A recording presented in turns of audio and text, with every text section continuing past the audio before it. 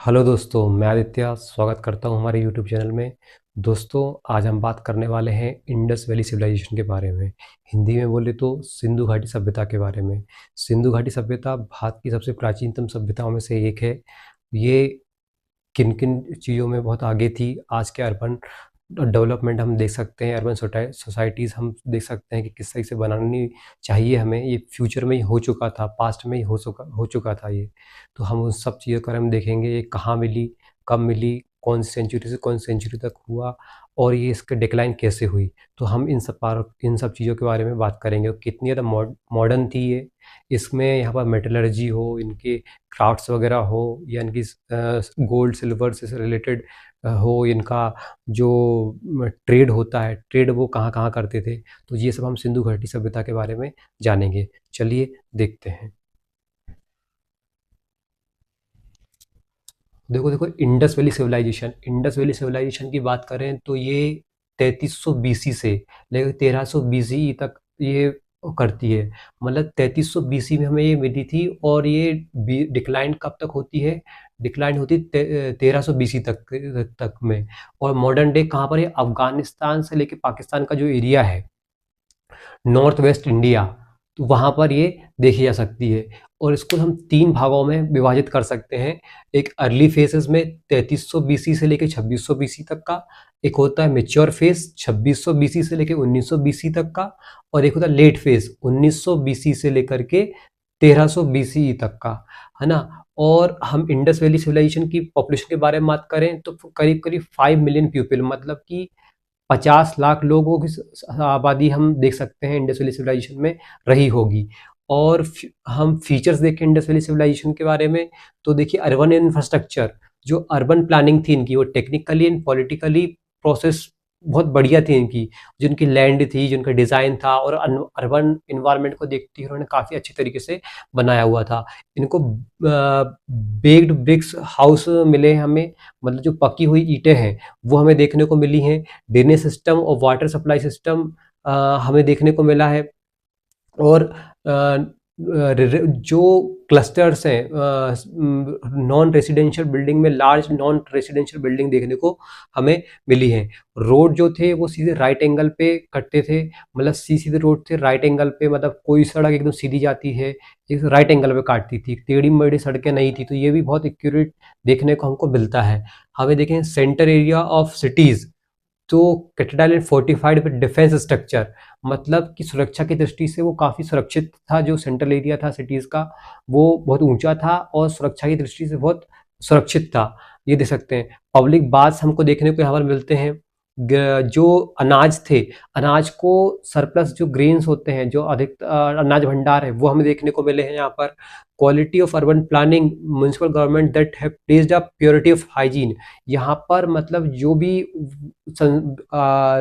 Government body रही होगी या कुछ भी लोग जो वहाँ पर संभालते होंगे, तो देखने को मिला है कि हाइजीन को, साफ सफाई को, स्वच्छता को विशेष ध्यान दिया गया है उधर पर।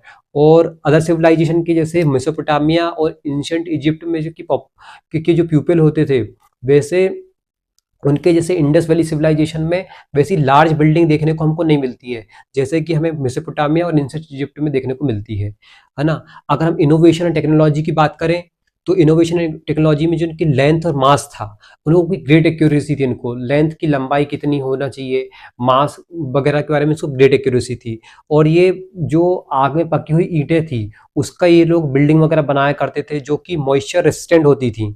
यूज इन पब्लिक इंफ्रास्ट्रक्चर में वो सब ये यूज हुई कि जो जिससे नमी भी ना आए। और इन्होंने सीवेज और ड्रेनेज सिस्टम को हमेशा अलग रखा है कि सीवेज अलग रहेगा, ड्रेनेज अलग रहेगा, उनको कोई मैच नहीं किया।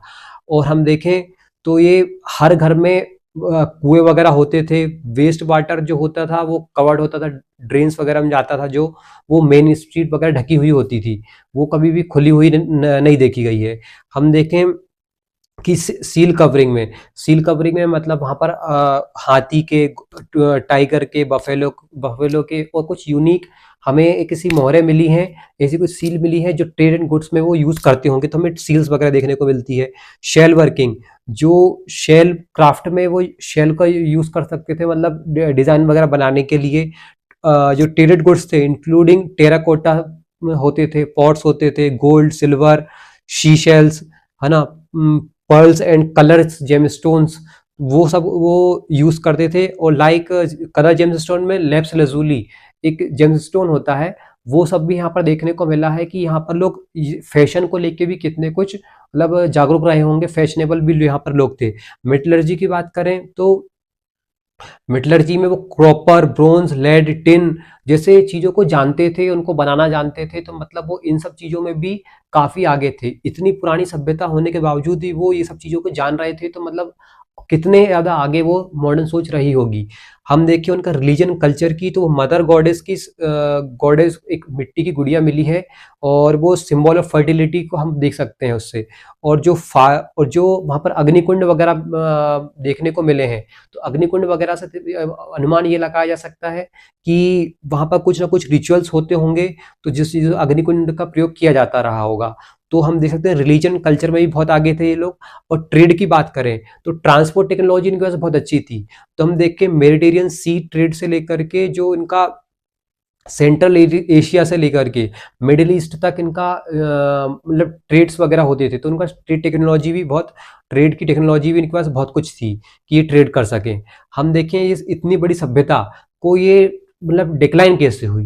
कुछ लोग बोलते हैं इंडो यूरोपियन ट्रेड, मतलब कि जिसको हम आर्यंस बोल सकते हैं, उन्होंने मतलब इन पे हमला कर दिया और इनका एरिया को कवर कर लिया, तो फिर सभ्यता नष्ट हुई। लेकिन अभी के देखा जाए तो अभी जो रिपोर्ट्स वगैरह देखने को मिली है, through more receipts evidence contradict this claim, तो मतलब अभी वो उसको ये अपन जो मान रहे हैं वो ये सही नहीं हो सकता है। कुछ लोग बोलते हैं क्लाइमेट चेंज के कारण ये डिक्लाइन हुआ होगा।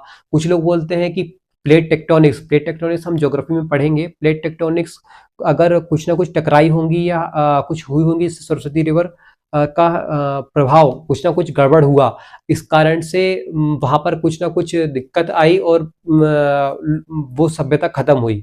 कुछ लोग का कहना है कि यहाँ पर सरस्वती रिवर का के बाद में यहाँ पर कूलर और ड्रायर कंडीशन बनी, कहीं सूखा हुआ, कभी बाढ़ आई, कभी कुछ ऐसी स्थिति बनी, इसलिए कुछ लोग ईस्ट की ओर चले गए और कुछ लोग साउथ की ओर चले गए, है ना। और ये करीब करीब 1700 बीसी की बात है।